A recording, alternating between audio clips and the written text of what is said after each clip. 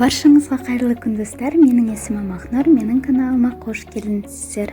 Бүгінгі видеода осындай өте дәмді әрі нәзік панкектің рецептісін сіздерге ұсынамын.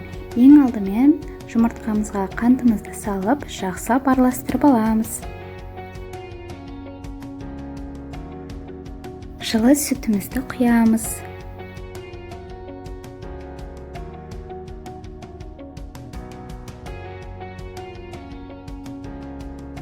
Ұнымызға қопсытқышымызды салып, електен өткіземіз.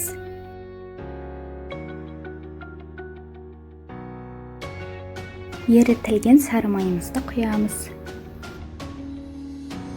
Панкектерімізді қызып тұрған құрғақ табада пісіреміз. Орташа отқа қойып, аздаған мөлшерден құя отырып, панкектеріміздің беті осылай көпіре бастағанда, келесі бетіне ауыстырып, осылай пісіреміз.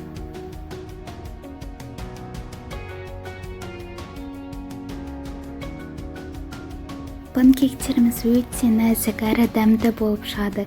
Сіздерге міндетті түрде осы рецептпен дайындап көруге кеңес беремін. Сіздермен болған Ақнұр, келесі кездескенше. Астарыңыз дәмді болсын.